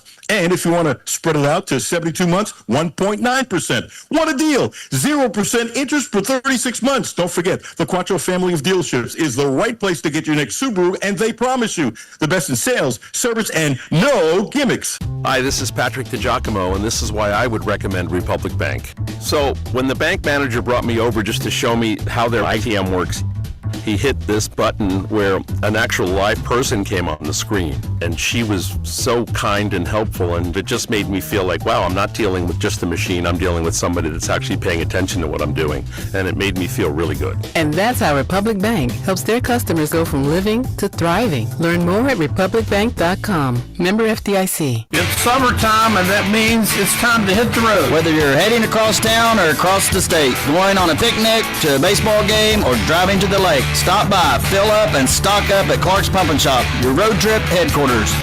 Clark's Pump and Shop has everything you need to get you to your summertime destination, including assorted Jolly Rancher or Twizzler peg bags, 2 for $5, and Jack Link's 2-ounce steak strip or extra large beef and cheese, 2 for $6. Clark's Pump and Shop, return, refresh, refuel. Back to No Filter Radio with Alan Cutler. Podcasts on Apple, Spotify, and Google, Monday through Friday. Jimmy, I did it again. I bet you didn't get the text I sent you. I did not. So what I sent to you was you please play Candle 1, and then we'll go through Candle, and then we'll play Big Pete. The commercial break, my wife comes over and said, why you send me something called Candle and Big Pete? You speaking in codes? And she has this funny look on her face. She knew it was meant for the station. Okay. Yeah. Unless then maybe you guys got some kind of like deep coded messaging that you send each other. No, we don't have any deep coded messaging. No, it's all good. So anyway, when you get Jason Candle 1 ready, holler. He's a fascinating guy. And Jimmy, since you played small college football, and I say this with respect, by the way, I think you appreciate that more than a lot of other people. The value of playing where he came from is spectacular. He was a really good wideout for Mount Union.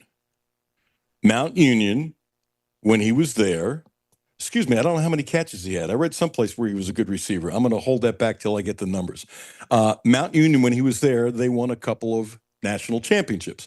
He was a wideout and was there from 2000 to 2002. The point is, they have won 13 Division II national championships. 13. And he was so liked. Think about this. He immediately went into coaching at Mount Union. Now, that's impressive because you can say, it's a small school. They just, no, stop it. I bet they have tons of great people to choose from. And so when you start at that early of an age, and he was there and moved up and moved up and moved up, and eventually became the head coach at Toledo, where he's 73-40. He's 3-5 in bowl games. And I think that's pretty good. He's won a couple MAC championships. He's been MAC Coach of the Year a couple times. He's a hell of a coach. And by the way, when I saw him play last year, my thought was, and I don't know him, but, listen to the tape of him, I'm going, why is he still at Toledo? I'm going to guess without knowing, Jimmy, that he's turned down other jobs. And by the way, he's making 7 figures a year. And could you live on 7 figures a year, you think? And yeah. I think maybe. Yeah, and especially in Toledo, Ohio. Probably not the most expensive town to live in, I wouldn't imagine. He can buy the best steak in town every single night, right? And probably gets it for free anyway with some deal as he has as a coach. I just think, I don't know if it's true in his case, I think there are more and more coaches who are happy and very successful where they are, and they stay there. And I used to talk about this 30, 40 years ago. Why do so many coaches jump? In other words, it's one thing if you're successful in one place, and most of the time when you move up, you're getting a bad job. It might be more money, but it's one of the worst jobs in a particular conference because that's why they have an opening. You don't usually get a job at the best programs in that next conference. Sometimes, but come on, in the history of sports, not often. And sometimes you're better off. And I could go through a whole list of guys that I thought were really good coaches and made the mistake by leaving. They went to a place and they say, well, they're not as good of a coach. Well, sometimes you don't have the facilities and the support to win at the next level. Anyway, Toledo's a winning program. Okay, they're winners, and he is a winner. And I think he's absolutely terrific. And when you hear him talk, you can tell he knows how to spot people. You can tell he knows about chemistry. And one of the sound bites, I don't know if we're going to play or not, but he talked about how when he brings people in, it sounds like Stoops now this year. When he brings people in, he's not going to mess with the chemistry. And he said, if I brought in the wrong person, he said, there'd be a lineup outside my door from players saying, why did I do that? Now, that tells me tons that players can talk to him. That tells me tons about the players he's brought in. I like him. I've always liked him. I mean, I just think he's a really good coach. And, if he wants to stay the rest of his career, God bless him. He's just going to win a ton of games. But my whole point is that you shouldn't just say it's Toledo. You shouldn't just say it's Jason Candle. He's not a big-time coach. I believe Jason Candle is a big-time coach. And I've said this many times. And the example I used when I got here in the early 80s, the small college basketball coaches in the state of Kentucky, they were spectacular. There were so many guys back then that could have coached in much bigger places, but guys weren't moving up and stuff like that. I mean, the battles, Cumberland and Georgetown and Transy, and I'm going to forget a few, but some of these guys were great coaches. I mean, great coaches, the switching of defenses and stuff that they would do. I was amazed watching, Don Lane and Randy Vernon and Cumberland go head to head. And it's like, it's a chess match. Somebody switches to this, then they go to this, then they go to this, then they go to this. And they each know each other really well. They generally got along really well. And they were, I believe, at times, and I had some people tell me this, better coaches than some of the coaches coaching in the Southeastern Conference in basketball. I'm serious as a heart attack. It's an opportunity kind of deal, which is what it is. Jason Candle is a hell of a football coach for the Rockets. Here's clip number 1. Obviously, tremendously excited here to get this season kicked off. Incredible opponent week one. Week ones are hard enough. Going on the road in the SEC is another set of challenges. But really happy with our team here going through camp and where we're at right now and what we're looking ahead to. So I think this will be a great game for us, a great measuring stick to see where we're at, and a real quality opponent in Kentucky, as I mentioned. Coach Stoops and his staff been together for a long time. They've done it at a high level for a long time. Wins after wins after wins, and a lot of success there. So, a lot of success there. Okay, all good. And you know what? Till a couple of years ago, you could say Stoops had a lot of success, and maybe they'll be the start of a lot of success again. I'm open-minded to that, believe it or not. Okay, so hey, Jason Candle, you beat Mississippi State, you beat Pittsburgh, and so talk about how on your level you step up and beat those bigger programs. One, I mean, it's about the players, right? I mean, they do a good job of focusing in on the details and locking into what that looks like and trying to, get together a plan and go execute at a high level. And, our team is pretty consistent with their emotion. We're not a team that's real high or real low often. So, that helps us in adverse situations. When you go on the road in these type of environments, you're going to have some adversity. You're going to have some problems that show up. And, if you just watch any of those games in week 0, this past weekend, lots of situations that are self-inflicted wounds that maybe cost teams games, and you try to avoid those scenarios. You try to prepare through preseason camp to put your team in as many positions to be in those type of situations as possible. But you can't prepare for everything. You know what I mean? And they're going to come out in some formations that we probably haven't seen. We got to do a great job of communicating those on defense. They're going to have a couple of blitzes that we probably haven't seen. We're going to have to do a great job protecting ourselves and picking those up on offense. So can you handle those moments? This is the wow. Jimmy, if you knew this off the top of your head, you just did a Corey Price. This is a great stat. Did you know this, what I'm about to say? This is all you, by the way, folks. Did you know this, or you just looked this up? When you said the year that he was at Toledo, yeah, or when he was at Mount Union, it clicked because I remembered Nick Sirianni was there. Okay, I remember had to double check. Okay, I remember Nick Sirianni played there too, but I never honestly would have put together at the same time. So they're in the soundbite. Jimmy, that's a hell of a stat to pop out. Nick Sirianni, the Philly coach, was a wide receiver at Mount Union at the same time as Candle. Now, this is also powerful. They also coached on the staff there together after playing. Yeah, both a couple years after graduating. Candle on the receiver side, Nick Sirianni was the DB coach for Mount Union. So they battled each other in camp, I'm sure. That's a great ditty. That's a great stat. Jimmy, you get we should call it the Corey Price of the day. What do you think? Yes. And I say that with honor. You do know that, right? Yeah. He is. It's incredible, the recall that he has. It's unreal. Well, part of it's recall. The other part is he's really good at finding stuff super fast. I've teased him a couple times on the phone. I should do it on the show. I said, "Do you have a better computer than everybody but God?" And knowing what word specifically to put into the search bar to find it quicker, that's another skill that has to be evolved. Absolutely. But you know what his answer was? And it makes perfect sense. He goes, I know where to look. I bet he does. Nick Sirianni got a Super Bowl ring. Wide receiver, Mount Union, the same Tommy Candle. They also coached on that staff, Mount Union, together after playing. That's great. 13 national championships. 13. Okay, so let's continue with Jason Candle. There's a hype around Toledo, okay? They got more votes than Kentucky for the top 25.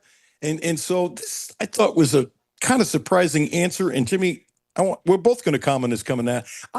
I'm not calling the guy a liar, but coaches tend to ignore things, but they hear things, and there's somebody in sports information whose job it is to tell them what's going on.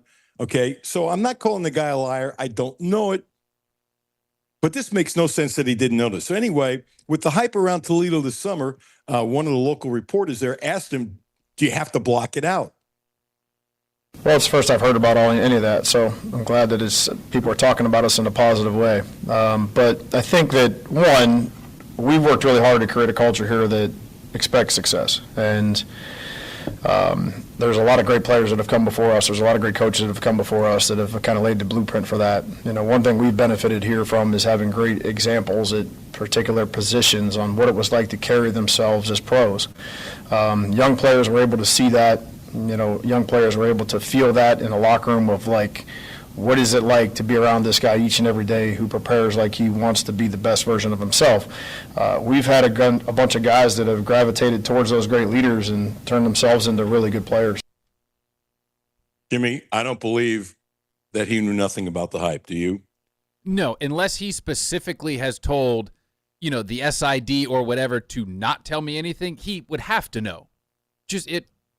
I don't understand. I'm with you. He's playing dumb, I think, just to do the all shucks thing. In the old days, we used to call that playing possum. Yeah. He's got to know. There's no way that you didn't hear. None of the players no one in passing has brought it up. Interesting. And he'd want to know to make sure he would squelch it, yes? Yeah. So is that equal to me chomping on Stoops last week about it was a bogus battle for the quarterback job? It's the same thing, isn't it? Yeah, it's the same thing. If Stoops was listening, and it's 1,000,000 he wasn't listening. Come on, let's be real. I wonder what he'd really think of what I said. I wonder if over a bourbon he would say wink, wink, versus if this was in a press conference, he would say something else. Wouldn't you think it'd be that way? Yeah, I think so. Yeah. Yeah, it's okay. All right, let's go to clip number 4. And I really like this. I enjoy a player or a coach. I'm not saying being braggadocio, which if you want to, that's fine, or bodacious. But I think when you hear the soundbite, Jimmy, I think it permeates to his team. And I had this thought before clip 5 came up, that he's a very confident guy. He knows what he's doing. He knows what he wants. He seems like a really smart guy. And really, if you think about it, guys who leave college and start coaching for that particular school right away, that's pretty cool. So I feel his confidence here, and I think it tells you a lot about the Rockets from Toledo. We've done a really good job from January to now of building authentic leadership in here. These guys are confident in their ability to go play at a high level. Some of them have done that in key moments. Others have not. Others have waited patiently in the back of those seats in this room for their turn, and now it's their turn. When the lights come on, what are you going to do? And I think that's the fun part about coaching, because you're going to have a whole new set of problems at Saturday at 5 o'clock that you didn't think you had today after you get that first week's game film. So we have some experienced players, but they're new to our program. Us being together, I'd say we're very inexperienced together when it comes to a game setting. So, I don't want to get ahead of ourselves here. I want to go play and, keep the main thing, and play well this week. I've always liked that expression, Jimmy, keep the main thing, the main thing. I don't know why I don't use it more, and I don't know why coaches don't use it more. But there's a couple things from here. One, when he says we've done a really good job, I really like it. I do. You know, and it also, you know what? If you're in the Toledo area and you hear that soundbite, if you have a brain as a football player, and most have great brains, you're saying, this guy is confident. And this guy is getting the team together. And this is the kind of thing I want to be part of. Now, I don't know if everything that comes out of his mouth, like it, was for Cal, was for recruiting. But when I heard the soundbite, I go, I wonder if he's recruiting right now. Seriously, because I'm so trained and so used to everything coming out of Cal's mouth was for recruiting. That's just what he did, and he was really good at it. But he's saying, we're really good at what we do. And here's the other thing I like. He didn't say I. He didn't say I. He said we've. And a couple of people I've been texting up and back who know Toledo, and I don't know nothing. They say he's got a really good staff and there's trust with a really good staff, and he lets his coaches coach, and he's done a good job at keeping people. But I like the weave. He's got a lot of confidence in the staff. Look, this guy knows how to build a program, even though that's a program that's won. I think that's the best way to put it, Jimmy. But did you feel his confidence as well? Yeah, and it's a calm confidence, like a real true confidence. Because there's sometimes where coaches will put on confidence in a press conference, and you can almost read through their words that they're putting on the act so their players can see it, but that's real. He just seems like one of those calm, cool, collected guys. Like, yeah, we're going to go show you on Saturday, and we'll show you every Saturday. I like this guy. I like it. I'm going to be fascinated to watch the rest of his career. Really is. Really am. Let's go to the last one, clip number 6. He talks about the confidence of his TEAM. We had really good competitive fall practices, and there's talented guys at every position, so it's an iron sharpens iron type of thing. But as far as gameplay goes, there's a lot of unknowns yet. Okay, there's a lot of unknowns everywhere, and I think that if there's one common soundbite all across American college football in every area, there can't be too many teams that are experienced together. There just can't be. I think Missouri has 38, Kentucky has 51. I don't know Toledo's numbers, but everybody's bringing in new people. And I have no idea about next year, but if I was going to guess, will Kentucky still bring in a ton of people? Absolutely. Will it be 51? Probably not. Probably not. Will it be surprised if it's in the 40s? Nope. Nope. Nope. It won't be. And I wonder if they have a handle on it, what they'd like to do. Remember, they were happy to get rid of some guys, and they were happy that some guys left. And, Kentucky's not the only school. I think it's pretty good. The other thing is, he talked about problem solving. I like that he's a problem solver. Let's go to Big Pete. And I really believe that the left side, and I've been saying this, the offensive line for Kentucky is going to be good. There's no reason why it shouldn't be good. You got 330 and 340 with no stomachs and a lot of experience. And you have SEC experience and you have New Mexico State experience. Okay. But I'm cautiously very optimistic for this team, especially the left side of the line. I wonder what the stat will be, and I'm going to try to watch it if there is such a stat, is how many times, Jimmy, on 3rd and 3 and 3rd and 2 and 3rd and 1 they run left. And how many times on 3rd and 3 and 3rd and 2 and 31 there's a tight end on the left. And how many times the defense knows on 3rd and 3, 3rd and 2, and 3rd and 1, they're going to run left, but you can't stop them. That's when I know things will change. Okay, if this is the strong part of our offensive line, and on paper right now, the left side of the offensive line is absolutely the strength. Okay, so how long do you think it's going to take for defensive coordinators to figure that out? They probably already have it figured out. Toledo probably already figured it out. I'd be shocked if they haven't figured it out. Fine, now you got to stop it. So we'll see. Did you find Big Pete? Yes, I did. Okay. The way you were looking down, I wasn't sure. So Big Pete talking about, hey, they're finally going to play a game, number 1. Incredibly ecstatic. This entire fall camp has been a good reflection point. It's a lot of development that happened here, so I'm looking forward to the future. How do you think you have developed in this throughout this process? Well, particularly endurance, acclimating to the heat, the weather here, that's been something I've had to work on. It's a factor I've had to include. Apart from the speed, the movement, the size, everything here is enhanced. So. Everything is in hands. And as big as strong as he is, he's had to adjust to the weather, and he's had to adjust to that. Okay. And let's see how he adjusts when, guess what? Saturday happens about 1 o'clock. It's a pretty simple deal. Now, this I found interesting. I do a lot of breathing exercises, yoga breathing, all kinds of stuff. I do it multiple times a day. It's one of the many changes in me. And what I have been a little surprised, to me about 3 years ago, maybe 4, and Julius Randle was having a great year with the Knicks. There was a story with him, how he meditated before games. And he had changed how he was eating. I don't know when it started, but, he has the money to hire a chef. A chef was preparing all his meals. He's got body fat of 0, and how the meditating helped. And I really thought that meditation was going to become a much bigger thing by now. I think a lot of guys are doing it and they don't talk about it. I don't know if the media doesn't ask them, but they don't know.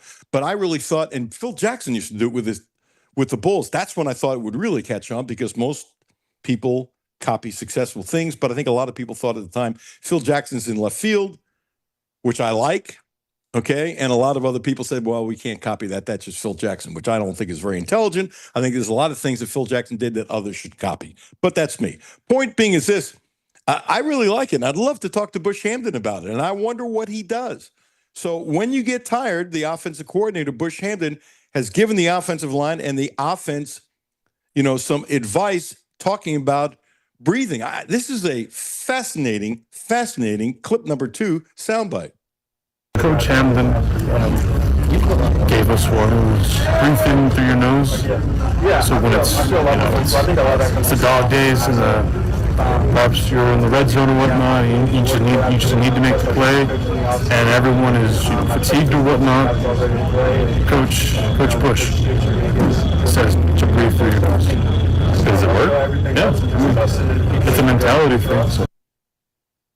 The mentality thing. You can control your emotions through breathing. I think my blood pressure has gotten down because of all the breathing and meditation I do. I really believe there's something to it. And a lot of people think, and that's fine. Everybody can believe what they want, but I'm doing it. And I'm glad I'm doing it, which I did a long time ago. We're going to end with clip number 4 with Big Pete. And he's talking about Wolford, his offensive line coach. Coach Wolf likes to keep it professional, and that's he set a high standard for that. And how we operate, everything we do, we operate as a pro, operating like you're a pro. He mentions it's unique. He says the guy behind me gets paid $40 million to do your job. I mean, that's the mentality he's coming in here with. I appreciate it. I like him. Nothing about this young man not to like. We shall see. Calzada. Sister plays soccer for Notre Dame. I think a lot of people know that the family's from Cuba, and it wasn't easy to get here. And family is very important to Calzada. Very, very, very, very, very, very, very important to him. And I like that a lot. Something about young people like Big Pete and Calzada, when you hear that family is important to him, makes me want to root for him. It just does. Makes me want to root for him. Jimmy, the unofficial math, and I think you're going to agree with this, when you look at these weights on lists from teams, do you take every word as gospel, or are you going, maybe? For the heights and weights of guys? Yeah. Yeah. I think it's a ball. We'll call it a ballpark. Okay. Because there's quite a few where just the eye test doesn't pass at all. This would be a pretty good promo. Mr. Dave Al Cutler. I hope nobody takes that sound and does anything with it. If they do, they do. What are you going to do? So anyway, height and weight don't necessarily mean success. There's no question that the line needed to get bigger and stronger, and Stoops has talked about that. As much as he's like the strength coaches, he challenged them. That was the term he used. He challenged them to get this team bigger and stronger. And he said they succeeded. Okay. So, I added it up. And just from the numbers, the starting offensive line averages over 320 pounds. So you can say size-wise, okay, that doesn't mean they're as strong. That doesn't mean they're good. But size-wise, they're at 300. It's actually a smidgen over 320 pounds. That's big. The line is big enough. They shouldn't get pushed around at all. And you look at these guys, it's the old line. When they get off the bus, they look like an SEC team. They look like an SEC team. So that excites me. I got to tell you, about a month ago, I was kind of looking forward to football. I'm really looking forward to football. So I don't know if it's because we're so close. I don't know because I'm more excited about the season, because I think they can be better than I thought 3 months ago. Not sure. I'm not sure. Whatever it is, as I said to start the show, I'm predicting a bowl game now. I'm sticking by it. I feel good about it. I sat on this for a week. Wanted to make sure I wasn't being some sort of homer thing, which I can't stand. I don't like anybody being full of homer for the sake of homer. That's just me. I've always been that way. And if you want to be a homer, God bless, more power to you. I want Kentucky to win, but I don't want to go swing the pendulum one way too much this way or one way too much that way. I don't like that. I just don't like that. I think, and I don't see any reason why they can't go to a bowl game. And as Jimmy, as you pointed out before, it's not like I'm saying they're going to win 8 games. If I thought they win 8 games, I'd say it. Will I be surprised if they win 8? Absolutely. Pleasantly surprised? Sure. But I stand by this. I will be more surprised if they win only 3 than if they win 8. Because if they win 3, this thing has crumbled, and I don't see it crumbling. And I don't see Mark Stoops getting fired. We only have 1 minute. I just want to toss this old story out. I hadn't seen it in years. I know you shouldn't do it in 1 minute, but Jimmy, did you know John Wooden could have been the manager of the Pittsburgh Pirates? John Wooden? No. It's a great story. I was going to do about 3 minutes on it, but I just want to throw it out there. In the 60s, Wooden loved baseball, by the way. And they talked to him, Joel Brown, who's a GM, son of the comedian and baseball fan Joe E. Brown, was having dinner with Wooden in 64, and he offered him the job. Offered him the job. Think about where he was in 64. And Wooden says, I don't know who'd be run out of town first, you or me. His problem why he didn't take the job, and he really thought about it, he didn't think the players would listen to him. Does that make sense? Yeah. And John Wooden started his career coaching high school ball in the great state of Kentucky. I think it worked out okay. Yeah, I think he did pretty good, didn't he? Jimmy, thank you so much. James Rapine, thank you so much. Corey Price, thank you so much. Fun day. Fun day. Fun day. Count your blessings and wish me luck. I'm going to go see the surgeon. I think he's going to tell me that my eye, big step, taking the big step, it's healed. We'll see. It feels like it has. We shall see. So all prayers accepted. Thank you for tuning in. Matthew and Jimmy, tomorrow at 10. I'll be back at noon. And Brad Teller coming up next, and we'll be on at 2. Have yourself a blessed day, a great day. Thank you so much for spending some of your time with me. I appreciate it. Not a little.